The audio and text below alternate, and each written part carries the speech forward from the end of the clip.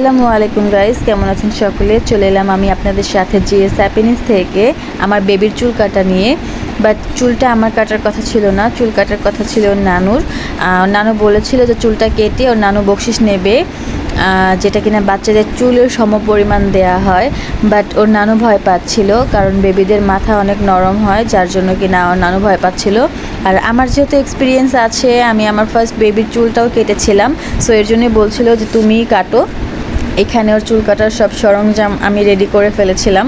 তো আমার যেহেতু এক্সপিরিয়েন্স আছে, আমি বড় বেবির চুলটা কেটেছিলাম, এর জন্য আমি সাহস করে ওর মাথার চুলটাও কেটে ফেললাম। আর এখানে চুল কাটার পরে যেহেতু মুরব্বীরা বলে থাকে যে মাথায় ঠান্ডা লাগে, যার জন্য আমি চুলটা মাথাটা ঢেকে রেখেছিলাম, যেহেতু এখন চুল নেই। সো ওর মাথা ঠান্ডা হওয়ার পরে ও এখানে আরামে একটা ঘুম দিয়েছিল। তো সবাই আমার বেবিকে দেখে অবশ্যই মাশাল্লাহ বলবেন। অ্যান্ড দেন ওকে ঘুম পাড়িয়ে আমি চলে যাই রান্নাঘরে। সো এখানে কিছু রান্না করা ছিল, মানে হচ্ছে আমার আন্টি আমাকে গরুর মাংস অলরেডি রান্না করে দিয়েছিল, যেটা আমি ফ্রিজে রেখেছিলাম। তো আজকে ভাবলাম যে সেই মাংস দিয়ে কেননা খিচুড়ি রান্না করা যাক। মানে হচ্ছে ইদানিং আমার খুবই খিচুড়ি পর্ব চলছে, সেটা আপনারা সবাই জানেন। তো এইখানেও খিচুড়ি চলে আসলো। তো এখানে মাংস রান্না করা ছিল, যার জন্য কিনা আমার এক্সট্রা কোনো প্যারা নিতে হয়নি। এখানে জাস্ট আমি চাল ডাল ভালোভাবে ধুয়ে আমি নেড়ে চেড়ে নিচ্ছিলাম, আর কিছু সবজি কেটে নিয়েছিলাম, যেটা কিনা হচ্ছে আমি এটার সাথে মিক্স করব। আর আজকে আমি এখানে ভুনা খিচুড়ি করব না, যেটাকে পাতলা খিচুড়ি বলে, সেটাও করব। তো এর জন্য ভাবলাম যে গরুর মাংস দিয়ে একবারে আমি এখানে মিক্সড করে বসিয়ে দেব। তো এখানে আমি মিষ্টি কুমড়া দিয়ে দিয়েছিলাম, আর এটা ভালো করে নেড়ে চেড়ে নিচ্ছিলাম। আর সাথে আমি এখানে যে মশলাগুলো দিয়েছিলাম সেটা আপনাদের সাথে শেয়ার করতে ভুলে গেছি, মানে তখন ভিডিও নিতে ভুলে গেছি। দেন হচ্ছে এখানে আমি কিছু আলু কেটে দিয়েছিলাম। আমি ভাবলাম যে এখানে আরও যদি কিছু সবজি হয় তাহলে এটার স্বাদটা আরও ভালো আসবে। বাট আফসোস, আমার বেবিটা ছোটো, আমি বাজারে যেতে পারিনি। আমি ঘরে যা ছিল তা দিয়েই করার চেষ্টা করেছি। দেন হচ্ছে আমি এখানে আমার যে রান্না করা তরকারিটা ছিল সেটা ফ্রিজে যেহেতু ছিল, ওইটা গরম করে দেন হচ্ছে আমি এটার ভেতরে দিয়ে দিচ্ছি। গরম ছাড়া দিলেও সমস্যা ছিল না, কারণ এখানে তো রান্নাই হচ্ছে, এখানেও সেই হয়ে যেত আর কি গরম। যাই হোক, আমি এখানে একটু বোকামি করে গ্যাস খরচ করে নিয়েছিলাম, আর কিছুটা তরকারি রাখছিলাম যদি আমার বাবুর আব্বা বলে যে আমি তরকারিটা নিব সাথে, তো এর জন্য আর কি আমি কিছুটা রেখেছিলাম। বাট যদিও নিতে না চায় তাহলে দেন আমি এখানে আবার মিক্স করে ফেলবো। আর এখানে মাংস দেওয়ার পরে লাইফে ফার্স্ট টাইম আমি কিছুতে পানি দিতে গিয়ে ভয় পাচ্ছিলাম না। বিকজ আমি যতবারই খিচুড়ি রান্না করি আমি পানিটা নিয়ে খুবই কনফিউজ থাকি, তার জন্য আমি হচ্ছে এক পট চাল দিলে হচ্ছে এখানে 2 পট পানি ইউজ করি। আমার চালের পটটা দিয়ে আমি পানি মেপে দেন হচ্ছে আমি পানি দিই।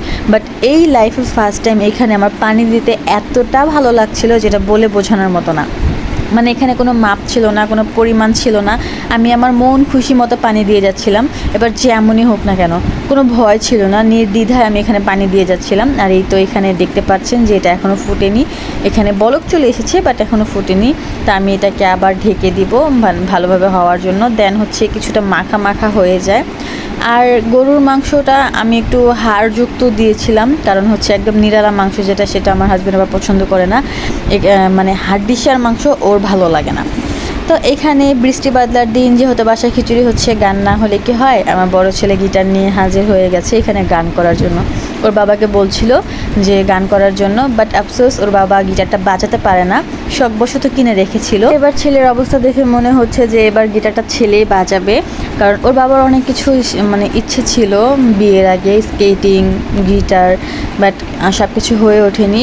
সেই গল্প আমি অন্য একদিন আপনাদের সাথে শেয়ার করব। বাট গিটার যেহেতু কেনা আছে ঘরের ভেতরে, হয়তো আমার ছেলে এটাকে ইউজ করতে পারবে ইনশাল্লাহ। ইচ্ছে যেহেতু অনেক আকাশ ছোঁয়া, সো পূরণ করার জন্য সময় তো লাগবেই। ততদিন পর্যন্ত আপনারা অবশ্যই আমার পাশে থাকবেন, আমার চ্যানেলটিকে লাইকস কমেন্ট শেয়ার করে আমাকে সাপোর্ট করবেন, যেন আমি আপনাদের সাথে এই ইচ্ছেগুলো, ছোট ছোট জিনিসগুলো তুলে ধরতে পারি। তো এইদিকে ওর গান হতে হতে আমার খিচুড়িও এখানে হয়ে গেছে অলমোস্ট। হচ্ছে উপর থেকে পানি যদিও দেখা যাচ্ছে, বাট আমি যখন চুলাটা বন্ধ করেছি তখন এটা শুকিয়ে গিয়েছিল, পানিটা টেনে গিয়েছিল। আর এটা ছিল আমার খিচুড়ির final look. Trust me guys, এটা অনেক মজা হয়েছিল। আমার হাজব্যান্ড কিন্তু পাতলা খিচুড়ি পছন্দ করে না, বাট এই দিন এই খিচুড়িটা এত বেশি লাইক করেছিল যেটা বলে বোঝানোর মতো না। সো আজকে আমার ব্লগটা এই পর্যন্তই থাকছে। যদি ভালো লেগে থাকে তাহলে অবশ্যই লাইক কমেন্ট শেয়ার করে আমার পাশে থাকবেন, আমাকে সাপোর্ট করবেন। সো ভালো থাকেন সবাই, আল্লাহ হাফিজ।